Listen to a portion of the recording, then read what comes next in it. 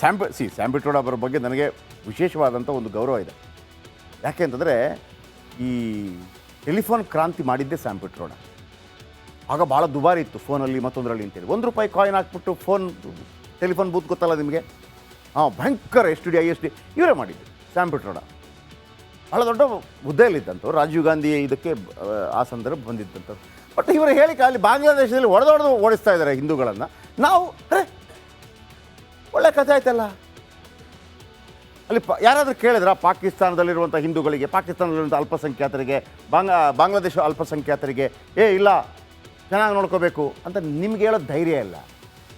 ಭಾರತಕ್ಕೆ ಬರಬೇಕಂತ ನೀವು ಹೋಗಿ ಲಂಡನ್ನಲ್ಲಿ ಸೆಟ್ಲ್ ಆಗ್ತೀರಂತೆ. ಏನು ರೀ ಅಕ್ರಮ ಬಾಂಗ್ಲಾ ವಲಸಿಗರಿಗೆ ಭಾರತವೇ ನಂಬರ್ 1 ಆಯ್ಕೆ. ಅಕ್ರಮ ಇಲ್ಲದ್ರೆ ಹಿಂಗೇಳಿ ಸ್ಯಾಮ್ ಪಿಟ್ರೋಡ, ಬಾಂಗ್ಲಾದೇಶವನ್ನು ಭಾರತದ ಜೊತೆ ವಿಲೀನಗೊಳಿಸಿ ಅಂತೇಳಿ ವಿ ಆರ್ ರೆಡಿ. ಪಾಕಿಸ್ತಾನದವರು ಬರಲಿ, ಪಾಕಿಸ್ತಾನದವರು ವಿಲೀನಗೊಳಿಸಿ ನಮ್ಮ ಜೊತೆ, ಅದು ಹೇಳಲ್ಲ. ಭಾರತದ ಅತಿ ದೊಡ್ಡ ಗಡಿ ಬಾಂಗ್ಲಾದೇಶದ ಜೊತೆಗಿದೆ. ಅದು ಹಿಂಗಿರೋದು ಗಡಿ, ಅಂದರೆ ದೊಡ್ಡ ಗಡಿ ಅದು. ಪಾಕಿಸ್ತಾನ ಮತ್ತು ಚೀನಾಗಿಂತಲೂ ದೊಡ್ಡ ಗಡಿ, ಸಣ್ಣ ದೇಶವಾಗಿದ್ದರೂ ಕೂಡ. ಬಾಂಗ್ಲಾ ಜೊತೆ ಬರೋಬ್ಬರಿ 4096 ಕಿಲೋಮೀಟರ್ ಬೃಹತ್ ಗಡಿಯನ್ನು ಹೊಂದಿದೆ ಭಾರತ. ಬಾಂಗ್ಲಾದೇಶ ಗಡಿಯಲ್ಲಿ ಬಹುತೇಕ ಅರಣ್ಯಗಳಿವೆ. 1971 ಬಾಂಗ್ಲಾ ವಿಮೋಚನಾ ವೇಳೆ ಅಪಾರ ಜನರ ಆಗಮನವಾಗುತ್ತೆ. ಯಾಕಂದರೆ ಸಪೋರ್ಟ್ ಮಾಡುತ್ತೆ ಬಾಂಗ್ಲಾದ ಜನರಿಗೆ. ಯಾಕಂದರೆ ಅಲ್ಲಿ ಉರ್ದು ಮತ್ತು ಬಾಂಗ್ಲಾ ಭಾಷೆಯ ನಡುವೆ ಫೈಟ್ ಆಗುತ್ತೆ. ಯಾಕೆ ಫೈಟ್ ಆಗುತ್ತೆ, ಅಲ್ಲಿ ಹೇರ್ತಾರೆ ಬಾಂಗ್ಲಾದೇಶದಲ್ಲಿ ಉರ್ದು ಹೇರ್ತಾರೆ. ಆಗ ಬಾಂಗ್ಲಾದೇಶರಿಗೆ ಬಾಂಗ್ಲಾ ಬಿಟ್ಟರೆ ಬೇರೆ ಬರೋದಿಲ್ಲ. ಅವರು ಪಶ್ಚಿಮ ಬಂಗಾಳದೊಂದು ಭಾಗ ಆಗಿರ್ತಾರೆ. ಆಗ ಫೈಟ್ ಆಗಿ ಬೇರೆ ಬೇರೆ ಆಗೋದು. 71ರಲ್ಲಿ ಬಾಂಗ್ಲಾ ವಿಮೋಚನೆ ಆಗುತ್ತೆ. ಯೋಧರು ಹಗಲು ರಾತ್ರಿ ಅನ್ನೋದೇ ಗಡಿ ಕಾಯ್ತಾರೆ. ಅಲ್ಲಿ ಕಾವಲಿದ್ದರೂ ಕಣ್ತಪ್ಪಿಸಿ ಅಕ್ರಮವಾಗಿ ಭಾರತಕ್ಕೆ ಪ್ರವೇಶ ಪಡೀತಾರೆ. ಭಾರತದಲ್ಲಿ 2 ಕೋಟಿ ಬಾಂಗ್ಲಾ ಅಕ್ರಮ ವಲಸಿಗರಿದ್ದಾರೆ ಅನ್ನುವಂಥ ಮಾತಿದೆ. ಅರಣ್ಯ ಗುಡ್ಡಗಾಡು ದಾಟಲು 8,000 ಕೊಡಬೇಕು, ಜಲಮಾರ್ಗದಿಂದ ಬರಲು 3,000 ಹಣ ನೀಡಬೇಕು. ವಲಸಿಗರು ಹೆಚ್ಚಾದರೆ ದೇಶದ ಆರ್ಥಿಕ ಸ್ಥಿತಿ ಕುಸಿಯುತ್ತದೆ, ದೇಶದಲ್ಲಿ ಕೊಲೆ ಸುಲಿಗೆ ಅಂತ ಅಪರಾಧಗಳ ಹೆಚ್ಚಳವಾಗುತ್ತೆ. ಇಷ್ಟೆಲ್ಲ ಆದರೂ ಕಾಂಗ್ರೆಸ್ಗೆ ಬಾಂಗ್ಲಾ ಮುಸ್ಲಿಮರು ಯಾಕೆ ಬೇಕು ಅಂದರೆ ವೋಟ್ ಬ್ಯಾಂಕ್. ಇಲ್ಲಿ ಒಂದು ಪ್ರಶ್ನೆ ಕೇಳ್ಬಿಡ್ತೀನಿ, ಬಾಂಗ್ಲಾದಿಂದ ಭಾರತಕ್ಕೆ ಬರೋದು ಭಾಳ ಈಸಿ. ಈಗ ಬಾಂಗ್ಲಾದೇಶಿಗರು ಮತ್ತೊಂದು ಬೇರೆಯವರು ಬರೋದಿಲ್ವ, ಬಂದು ಇಲ್ಲಿಯ ರೀತಿಯ ನೀತಿಗಳಲ್ಲಿ ಇದ್ದರೆ ಯಾರು ಬೇಡ ಅಂತ ಹೇಳೋದಿಲ್ಲ. ಯಾವತ್ತೂ ಭಾರತ ಅದಕ್ಕೆ ಮುಕ್ತವಾಗಿ ಅವಕಾಶವನ್ನು ಕೊಟ್ಟಿದೆ. ದಲೈ ಲಾಮಾ, ಬೌದ್ಧ ಧರ್ಮಗುರು ದಲೈ ಲಾಮಾ ಎಲ್ಲೂ ಅವ್ರಿಗೆ ಅವಕಾಶ ಸಿಗಲಿಲ್ಲ. ಭಾರತಕ್ಕೆ ಬರಬೇಕಾಯ್ತು. ಕೊನೆಗೆ ನಾವು ಅವಕಾಶ ಕೊಟ್ವಿ. ಬೌದ್ಧ ಧರ್ಮ ಹುಟ್ಟಿದೆ ಭಾರತದಲ್ಲಿ, ಅದು ಬೇರೆ ಡಿಬೇಟ್. ಬೌದ್ಧ ಧರ್ಮವನ್ನು ಹೊಂದಿರುವಂಥ ಅನೇಕ ರಾಷ್ಟ್ರಗಳಿದೆ. ನಾನು ಮೊನ್ನೆ ಕೂಡ ಹೇಳಿದೆ, ರತನ್ ಟಾಟಾ ಅವರು ಹಿಂದೂ ಅಲ್ಲ, ಪಾರ್ಸಿ. ಆಮೇಲೆ ಮಣೇಕ್ ಶಾ ಹಿಂದೂ ಅಲ್ಲ, ಅವರು ಪಾರ್ಸಿ. ಅವರು ಸೇನಾ ದಂಡನಾಯಕರಾಗಿದ್ದರು. ಭಾರತವನ್ನು ಅವರ ಕೈಯಲ್ಲಿ ಕೊಟ್ಟಿದ್ರು. ಯಾಕೆ? ನಂಬಿಕೆ. ಜಾರ್ಜ್ ಫರ್ನಾಂಡಿಸ್ ಕ್ರಿಶ್ಚಿಯನ್, ಅವರು ನಮ್ಮ ರಕ್ಷಣಾ ಸಚಿವರಾಗಿದ್ದರು. ಅವರಿಗಿಂತ ದೊಡ್ಡ ಭಾರತ ಪುತ್ರ ಬೇಕಾ? ಅಬ್ದುಲ್ ಕಲಾಂ ಅವರಿಗಿಂತ ದೊಡ್ಡ ಭಾರತದ ಪುತ್ರ ಬೇಕಾ? ಯಾರು ಈ ನೆಲದ ಮೇಲೆ ಪ್ರೀತಿ ಇಟ್ಟು ಬರ್ತಾರೋ ಯಾವತ್ತು ಬೇಡ ಅಂತ ಈ ದೇಶ ಯಾವತ್ತೂ ಹೇಳಿಲ್ಲ. ನೀವು ಇಲ್ಲಿ ಬಂದು ಇಲ್ಲೇ ಫಿಟ್ಟಿಂಗ್ ಇಡ್ತೀರಿ ಅಂತಂದ್ರೆ ಬಿಡಬೇಕಾ? ನೋ. ಓಕೆ, ಇನ್ನೂ ಸ್ಯಾಮ್ ಪಿಟ್ರೋಡ ಅವರ ಬಗ್ಗೆ ನನಗೆ ವಿಶೇಷವಾದಂಥ ಒಂದು ಗೌರವ ಇದೆ. ಯಾಕೆ ಅಂತಂದರೆ ಈ ಟೆಲಿಫೋನ್ ಕ್ರಾಂತಿ ಮಾಡಿದ್ದೇ ಸ್ಯಾಮ್ ಪಿಟ್ರೋಡ. ಆಗ ಭಾಳ ದುಬಾರಿ ಇತ್ತು ಫೋನಲ್ಲಿ ಮತ್ತೊಂದರಲ್ಲಿ ಅಂತೇಳಿ. ₹1 ಕಾಯಿನ್ ಹಾಕ್ಬಿಟ್ಟು ಟೆಲಿಫೋನ್ ಬೂತ್ ಗೊತ್ತಲ್ಲ ನಿಮಗೆ, ಭಯಂಕರ STD ISD ಇವರೇ ಮಾಡಿದ್ದು ಸ್ಯಾಮ್ ಪಿಟ್ರೋಡ. ಭಾಳ ದೊಡ್ಡ ಹುದ್ದೆಯಲ್ಲಿದ್ದಂಥವ್ರು, ರಾಜೀವ್ ಗಾಂಧಿ ಇದಕ್ಕೆ ಆ ಸಂದರ್ಭ ಬಂದಿದ್ದಂಥವ್ರು. ಬಟ್ ಇವರು ಹೇಳಿಕೆ ಅಲ್ಲಿ ಬಾಂಗ್ಲಾದೇಶದಲ್ಲಿ ಹೊಡೆದೊಡೆದು ಓಡಿಸ್ತಾ ಇದ್ದಾರೆ ಹಿಂದೂಗಳನ್ನು. ನಾವು ಒಳ್ಳೆ ಕಥೆ ಆಯ್ತಲ್ಲ.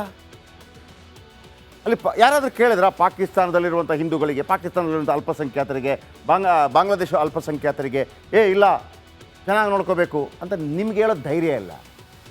ಭಾರತಕ್ಕೆ ಬರಬೇಕಂತ ನೀವು ಹೋಗಿ ಲಂಡನ್ನಲ್ಲಿ ಸೆಟ್ಲ್ ಆಗ್ತೀರಂತೆ. ಏನು ರೀ ಅಕ್ರಮ ಬಾಂಗ್ಲಾ ವಲಸಿಗರಿಗೆ ಭಾರತವೇ ನಂಬರ್ 1 ಆಯ್ಕೆ. ಅಕ್ರಮ ಇಲ್ಲದ್ರೆ ಹಿಂಗೇಳಿ ಸ್ಯಾಮ್ ಪಿಟ್ರೋಡ, ಬಾಂಗ್ಲಾದೇಶವನ್ನು ಭಾರತದ ಜೊತೆ ವಿಲೀನಗೊಳಿಸಿ ಅಂತೇಳಿ ವಿ ಆರ್ ರೆಡಿ. ಪಾಕಿಸ್ತಾನದವರು ಬರಲಿ, ಪಾಕಿಸ್ತಾನದವರು ವಿಲೀನಗೊಳಿಸಿ ನಮ್ಮ ಜೊತೆ, ಅದು ಹೇಳಲ್ಲ. ಭಾರತದ ಅತಿ ದೊಡ್ಡ ಗಡಿ ಬಾಂಗ್ಲಾದೇಶದ ಜೊತೆಗಿದೆ. ಅದು ಹಿಂಗಿರೋದು ಗಡಿ, ಅಂದರೆ ದೊಡ್ಡ ಗಡಿ ಅದು. ಪಾಕಿಸ್ತಾನ ಮತ್ತು ಚೀನಾಗಿಂತಲೂ ದೊಡ್ಡ ಗಡಿ, ಸಣ್ಣ ದೇಶವಾಗಿದ್ದರೂ ಕೂಡ ಬಾಂಗ್ಲಾ ಜೊತೆ ಬರೋಬ್ಬರಿ 4096 ಕಿಲೋಮೀಟರ್ ಬೃಹತ್ ಗಡಿಯನ್ನು ಹೊಂದಿದೆ ಭಾರತ ಬಾಂಗ್ಲಾದೇಶ ಗಡಿಯಲ್ಲಿ ಬಹುತೇಕ ಅರಣ್ಯಗಳಿವೆ. 1971 ಬಾಂಗ್ಲಾ ವಿಮೋಚನಾ ವೇಳೆ ಅಪಾರ ಜನರ ಆಗಮನವಾಗುತ್ತೆ. ಯಾಕಂದರೆ ಸಪೋರ್ಟ್ ಮಾಡುತ್ತೆ ಬಾಂಗ್ಲಾದ ಜನರಿಗೆ. ಯಾಕಂದರೆ ಅಲ್ಲಿ ಉರ್ದು ಮತ್ತು ಬಾಂಗ್ಲಾ ಭಾಷೆಯ ನಡುವೆ ಫೈಟ್ ಆಗುತ್ತೆ. ಯಾಕೆ ಫೈಟ್ ಆಗುತ್ತೆ? ಅಲ್ಲಿ ಹೇರ್ತಾರೆ, ಬಾಂಗ್ಲಾದೇಶದಲ್ಲಿ ಉರ್ದು ಹೇರ್ತಾರೆ. ಆಗ ಬಾಂಗ್ಲಾದೇಶರಿಗೆ ಬಾಂಗ್ಲಾ ಬಿಟ್ಟರೆ ಬೇರೆ ಬರೋದಿಲ್ಲ. ಅವರು ಪಶ್ಚಿಮ ಬಂಗಾಳದೊಂದು ಭಾಗ ಆಗಿರ್ತಾರೆ. ಆಗ ಫೈಟ್ ಆಗಿ ಬೇರೆ ಬೇರೆ ಆಗೋದು. 71ರಲ್ಲಿ ಬಾಂಗ್ಲಾ ವಿಮೋಚನೆ ಆಗುತ್ತೆ. ಯೋಧರು ಹಗಲು ರಾತ್ರಿ ಎನ್ನದೇ ಗಡಿ ಕಾಯ್ತಾರೆ. ಅಲ್ಲಿ ಕಾವಲಿದ್ದರೂ ಕಣ್ತಪ್ಪಿಸಿ ಅಕ್ರಮವಾಗಿ ಭಾರತಕ್ಕೆ ಪ್ರವೇಶ ಪಡೀತಾರೆ. ಭಾರತದಲ್ಲಿ 2 ಕೋಟಿ ಬಾಂಗ್ಲಾ ಅಕ್ರಮ ವಲಸಿಗರಿದ್ದಾರೆ ಅನ್ನುವಂಥ ಮಾತಿದೆ.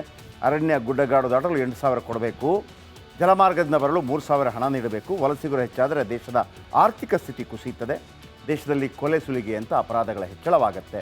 ಇಷ್ಟೆಲ್ಲ ಆದರೂ ಕಾಂಗ್ರೆಸ್ಗೆ ಬಾಂಗ್ಲಾ ಮುಸ್ಲಿಮರು ಯಾಕೆ ಬೇಕು ಅಂದರೆ ವೋಟ್ ಬ್ಯಾಂಕ್. ಇಲ್ಲಿ ಒಂದು ಪ್ರಶ್ನೆ ಕೇಳ್ಬಿಡ್ತೀನಿ. ಬಾಂಗ್ಲಾದಿಂದ ಭಾರತಕ್ಕೆ ಬರೋದು ಭಾಳ ಈಸಿ. ಈಗ ಬಾಂಗ್ಲಾದೇಶಿಗರು ಮತ್ತೊಂದು ಬೇರೆಯವರು ಬರೋದಿಲ್ವ? ಬಂದು ಇಲ್ಲಿಯ ರೀತಿಯ ನೀತಿಗಳಲ್ಲಿ ಇದ್ದರೆ ಯಾರು ಬೇಡ ಅಂತ ಹೇಳೋದಿಲ್ಲ. ಯಾವತ್ತೂ ಭಾರತ ಅದಕ್ಕೆ ಮುಕ್ತವಾಗಿ ಅವಕಾಶವನ್ನು ಕೊಟ್ಟಿದೆ. ದಲೈ ಲಾಮಾ, ಬೌದ್ಧ ಧರ್ಮಗುರು ದಲೈ ಲಾಮಾ ಎಲ್ಲೂ ಅವ್ರಿಗೆ ಅವಕಾಶ ಸಿಗಲಿಲ್ಲ. ಭಾರತಕ್ಕೆ ಬರಬೇಕಾಯ್ತು. ಕೊನೆಗೆ ನಾವು ಅವಕಾಶ ಕೊಟ್ವಿ. ಬೌದ್ಧ ಧರ್ಮ ಹುಟ್ಟಿದೆ ಭಾರತದಲ್ಲಿ, ಅದು ಬೇರೆ ಡಿಬೇಟ್. ಬೌದ್ಧ ಧರ್ಮವನ್ನು ಹೊಂದಿರುವಂಥ ಅನೇಕ ರಾಷ್ಟ್ರಗಳಿದೆ. ನಾನು ಮೊನ್ನೆ ಕೂಡ ಹೇಳಿದೆ, ರತನ್ ಟಾಟಾ ಅವರು ಹಿಂದೂ ಅಲ್ಲ, ಪಾರ್ಸಿ. ಆಮೇಲೆ ಮಣೇಕ್ ಶಾ ಹಿಂದೂ ಅಲ್ಲ, ಅವರು ಪಾರ್ಸಿ. ಅವರು ಸೇನಾ ದಂಡನಾಯಕರಾಗಿದ್ದರು. ಭಾರತವನ್ನು ಅವರ ಕೈಯಲ್ಲಿ ಕೊಟ್ಟಿದ್ರು. ಯಾಕೆ? ನಂಬಿಕೆ. ಜಾರ್ಜ್ ಫರ್ನಾಂಡಿಸ್ ಕ್ರಿಶ್ಚಿಯನ್, ಅವರು ನಮ್ಮ ರಕ್ಷಣಾ ಸಚಿವರಾಗಿದ್ದರು. ಅವರಿಗಿಂತ ದೊಡ್ಡ ಭಾರತ ಪುತ್ರ ಬೇಕಾ? ಅಬ್ದುಲ್ ಕಲಾಂ ಅವರಿಗಿಂತ ದೊಡ್ಡ ಭಾರತದ ಪುತ್ರ ಬೇಕಾ? ಯಾರು ಈ ನೆಲದ ಮೇಲೆ ಪ್ರೀತಿ ಇಟ್ಟು ಬರ್ತಾರೋ ಯಾವತ್ತು ಬೇಡ ಅಂತ ಈ ದೇಶ ಯಾವತ್ತೂ ಹೇಳಿಲ್ಲ. ನೀವು ಇಲ್ಲಿ ಬಂದು ಇಲ್ಲೇ ಫಿಟ್ಟಿಂಗ್ ಇಡ್ತೀರಿ ಅಂತಂದ್ರೆ ಬಿಡಬೇಕಾ? ನೋ. ಓಕೆ, ಇನ್ನೂ ಸ್ಯಾಮ್ ಪಿಟ್ರೋಡಾ ಅವರ ಬಗ್ಗೆ ನನಗೆ ವಿಶೇಷವಾದಂಥ ಒಂದು ಗೌರವ ಇದೆ. ಯಾಕೆ ಅಂತಂದರೆ ಈ ಟೆಲಿಫೋನ್ ಕ್ರಾಂತಿ ಮಾಡಿದ್ದೇ ಸ್ಯಾಮ್ ಪಿಟ್ರೋಡಾ. ಆಗ ಭಾಳ ದುಬಾರಿ ಇತ್ತು ಫೋನಲ್ಲಿ ಮತ್ತೊಂದರಲ್ಲಿ ಅಂತೇಳಿ. ₹1 ಕಾಯಿನ್ ಹಾಕ್ಬಿಟ್ಟು ಟೆಲಿಫೋನ್ ಬೂತ್ ಗೊತ್ತಲ್ಲ ನಿಮಗೆ? ಭಯಂಕರ STD ISD ಇವರೇ ಮಾಡಿದ್ದು ಸ್ಯಾಮ್ ಪಿಟ್ರೋಡಾ. ಭಾಳ ದೊಡ್ಡ ಹುದ್ದೆಯಲ್ಲಿದ್ದಂಥವ್ರು. ರಾಜೀವ್ ಗಾಂಧಿ ಇದಕ್ಕೆ ಆ ಸಂದರ್ಭ ಬಂದಿದ್ದಂಥವ್ರು. ಬಟ್ ಇವರು ಹೇಳಿಕೆ ಅಲ್ಲಿ ಬಾಂಗ್ಲಾದೇಶದಲ್ಲಿ ಹೊಡೆದೊಡೆದು ಓಡಿಸ್ತಾ ಇದ್ದಾರೆ ಹಿಂದೂಗಳನ್ನು. ನಾವು ಒಳ್ಳೆ ಕಥೆ ಆಯ್ತಲ್ಲ. ಅಲ್ಲಿ ಯಾರಾದರೂ ಕೇಳಿದ್ರ ಪಾಕಿಸ್ತಾನದಲ್ಲಿರುವಂಥ ಹಿಂದೂಗಳಿಗೆ, ಪಾಕಿಸ್ತಾನದಲ್ಲಿರುವಂಥ ಅಲ್ಪಸಂಖ್ಯಾತರಿಗೆ, ಬಾಂಗ್ಲಾದೇಶ ಅಲ್ಪಸಂಖ್ಯಾತರಿಗೆ ಇಲ್ಲ ಚೆನ್ನಾಗಿ ನೋಡ್ಕೋಬೇಕು ಅಂತ ನಿಮ್ಗೆ ಹೇಳೋ ಧೈರ್ಯ ಇಲ್ಲ. ಭಾರತಕ್ಕೆ ಬರಬೇಕಂತ ನೀವು ಹೋಗಿ ಲಂಡನ್ನಲ್ಲಿ ಸೆಟ್ಲ್ ಆಗ್ತೀರಂತೆ. ಏನು ರೀ? ಅಕ್ರಮ ಬಾಂಗ್ಲಾ ವಲಸಿಗರಿಗೆ ಭಾರತವೇ ನಂಬರ್ 1 ಆಯ್ಕೆ. ಅಕ್ರಮ ಇಲ್ಲದ್ರೆ ಹಿಂಗೇಳಿ ಸ್ಯಾಮ್ ಪಿಟ್ರೋಡಾ, ಬಾಂಗ್ಲಾದೇಶವನ್ನು ಭಾರತದ ಜೊತೆ ವಿಲೀನಗೊಳಿಸಿ ಅಂತೇಳಿ. We are ready. ಪಾಕಿಸ್ತಾನದವರು ಬರಲಿ, ಪಾಕಿಸ್ತಾನದವರು ವಿಲೀನಗೊಳಿಸಿ ನಮ್ಮ ಜೊತೆ. ಅದು ಹೇಳಲ್ಲ. ಭಾರತದ ಅತಿ ದೊಡ್ಡ ಗಡಿ ಬಾಂಗ್ಲಾದೇಶದ ಜೊತೆಗಿದೆ. ಅದು ಹಿಂಗಿರೋದು ಗಡಿ, ಅಂದರೆ ದೊಡ್ಡ ಗಡಿ ಅದು. ಪಾಕಿಸ್ತಾನ ಮತ್ತು ಚೀನಾಗಿಂತಲೂ ದೊಡ್ಡ ಗಡಿ, ಸಣ್ಣ ದೇಶವಾಗಿದ್ದರೂ ಕೂಡ ಬಾಂಗ್ಲಾ ಜೊತೆ ಬರೋಬ್ಬರಿ 4096 ಕಿಲೋಮೀಟರ್ ಬೃಹತ್ ಗಡಿಯನ್ನು ಹೊಂದಿದೆ ಭಾರತ ಬಾಂಗ್ಲಾದೇಶ ಗಡಿಯಲ್ಲಿ ಬಹುತೇಕ ಅರಣ್ಯಗಳಿವೆ. 1971 ಬಾಂಗ್ಲಾ ವಿಮೋಚನಾ ವೇಳೆ ಅಪಾರ ಜನರ ಆಗಮನವಾಗುತ್ತೆ. ಯಾಕಂದರೆ ಸಪೋರ್ಟ್ ಮಾಡುತ್ತೆ ಬಾಂಗ್ಲಾದ ಜನರಿಗೆ. ಯಾಕಂದರೆ ಅಲ್ಲಿ ಉರ್ದು ಮತ್ತು ಬಾಂಗ್ಲಾ ಭಾಷೆಯ ನಡುವೆ ಫೈಟ್ ಆಗುತ್ತೆ. ಯಾಕೆ ಫೈಟ್ ಆಗುತ್ತೆ? ಅಲ್ಲಿ ಹೇರ್ತಾರೆ, ಬಾಂಗ್ಲಾದೇಶದಲ್ಲಿ ಉರ್ದು ಹೇರ್ತಾರೆ. ಆಗ ಬಾಂಗ್ಲಾದೇಶರಿಗೆ ಬಾಂಗ್ಲಾ ಬಿಟ್ಟರೆ ಬೇರೆ ಬರೋದಿಲ್ಲ. ಅವರು ಪಶ್ಚಿಮ ಬಂಗಾಳದೊಂದು ಭಾಗ ಆಗಿರ್ತಾರೆ. ಆಗ ಫೈಟ್ ಆಗಿ ಬೇರೆ ಬೇರೆ ಆಗೋದು. 71ರಲ್ಲಿ ಬಾಂಗ್ಲಾ ವಿಮೋಚನೆ ಆಗುತ್ತೆ. ಯೋಧರು ಹಗಲು ರಾತ್ರಿ ಎನ್ನದೇ ಗಡಿ ಕಾಯ್ತಾರೆ. ಅಲ್ಲಿ ಕಾವಲಿದ್ದರೂ ಕಣ್ತಪ್ಪಿಸಿ ಅಕ್ರಮವಾಗಿ ಭಾರತಕ್ಕೆ ಪ್ರವೇಶ ಪಡೀತಾರೆ. ಭಾರತದಲ್ಲಿ 2 ಕೋಟಿ ಬಾಂಗ್ಲಾ ಅಕ್ರಮ ವಲಸಿಗರಿದ್ದಾರೆ ಅನ್ನುವಂಥ ಮಾತಿದೆ. ಅರಣ್ಯ ಗುಡ್ಡಗಾಡು ದಾಟಲು 8,000 ಕೊಡಬೇಕು, ಜಲಮಾರ್ಗದಿಂದ ಬರಲು 3,000 ಹಣ ನೀಡಬೇಕು. ವಲಸಿಗರು ಹೆಚ್ಚಾದರೆ ದೇಶದ ಆರ್ಥಿಕ ಸ್ಥಿತಿ ಕುಸಿಯುತ್ತದೆ, ದೇಶದಲ್ಲಿ ಕೊಲೆ ಸುಲಿಗೆ ಅಂತ ಅಪರಾಧಗಳ ಹೆಚ್ಚಳವಾಗುತ್ತೆ. ಇಷ್ಟೆಲ್ಲ ಆದರೂ ಕಾಂಗ್ರೆಸ್ಗೆ ಬಾಂಗ್ಲಾ ಮುಸ್ಲಿಮರು ಯಾಕೆ ಬೇಕು ಅಂದರೆ ವೋಟ್ ಬ್ಯಾಂಕ್. ಇಲ್ಲಿ ಒಂದು ಪ್ರಶ್ನೆ ಕೇಳ್ಬಿಡ್ತೀನಿ. ಬಾಂಗ್ಲಾದಿಂದ ಭಾರತಕ್ಕೆ ಬರೋದು ಭಾಳ ಈಸಿ. ಈಗ ಬಾಂಗ್ಲಾದೇಶಿಗರು ಮತ್ತೊಂದು ಬೇರೆಯವರು ಬರೋದಿಲ್ವ? ಬಂದು ಇಲ್ಲಿಯ ರೀತಿಯ ನೀತಿಗಳಲ್ಲಿ ಇದ್ದರೆ ಯಾರು ಬೇಡ ಅಂತ ಹೇಳೋದಿಲ್ಲ. ಯಾವತ್ತೂ ಭಾರತ ಅದಕ್ಕೆ ಮುಕ್ತವಾಗಿ ಅವಕಾಶವನ್ನು ಕೊಟ್ಟಿದೆ. ದಲೈ-ಲಾಮಾ, ಬೌದ್ಧ ಧರ್ಮಗುರು ದಲೈ-ಲಾಮಾ ಎಲ್ಲೂ ಅವ್ರಿಗೆ ಅವಕಾಶ ಸಿಗಲಿಲ್ಲ. ಭಾರತಕ್ಕೆ ಬರಬೇಕಾಯ್ತು. ಕೊನೆಗೆ ನಾವು ಅವಕಾಶ ಕೊಟ್ವಿ. ಬೌದ್ಧ ಧರ್ಮ ಹುಟ್ಟಿದೆ ಭಾರತದಲ್ಲಿ, ಅದು ಬೇರೆ ಡಿಬೇಟ್. ಬೌದ್ಧ ಧರ್ಮವನ್ನು ಹೊಂದಿರುವಂಥ ಅನೇಕ ರಾಷ್ಟ್ರಗಳಿದೆ.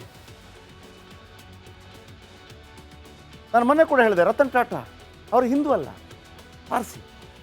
ಆಮೇಲೆ ಮಣೇಕ್ ಶಾ ಹಿಂದೂ ಅಲ್ಲ, ಅವರು ಪಾರ್ಸಿ. ಅವರು ಸೇನಾ ದಂಡನಾಯಕರಾಗಿದ್ದರು. ಭಾರತವನ್ನು ಅವರ ಕೈಯಲ್ಲಿ ಕೊಟ್ಟಿದ್ರು. ಯಾಕೆ? ನಂಬಿಕೆ. ಜಾರ್ಜ್ ಫರ್ನಾಂಡಿಸ್ ಕ್ರಿಶ್ಚಿಯನ್, ಅವರು ನಮ್ಮ ರಕ್ಷಣಾ ಸಚಿವರಾಗಿದ್ದರು. ಅವರಿಗಿಂತ ದೊಡ್ಡ ಭಾರತ ಪುತ್ರ ಬೇಕಾ? ಅಬ್ದುಲ್ ಕಲಾಂ ಅವರಿಗಿಂತ ದೊಡ್ಡ ಭಾರತದ ಪುತ್ರ ಬೇಕಾ? ಯಾರು ಈ ನೆಲದ ಮೇಲೆ ಪ್ರೀತಿ ಇಟ್ಟು ಬರ್ತಾರೋ ಯಾವತ್ತು ಬೇಡ ಅಂತ ಈ ದೇಶ ಯಾವತ್ತೂ ಹೇಳಿಲ್ಲ. ನೀವು ಇಲ್ಲಿ ಬಂದು ಇಲ್ಲೇ ಫಿಟ್ಟಿಂಗ್ ಇಡ್ತೀರಿ ಅಂತಂದರೆ ಬಿಡಬೇಕಾ? ನೋ. ಓಕೆ, ಇನ್ನೂ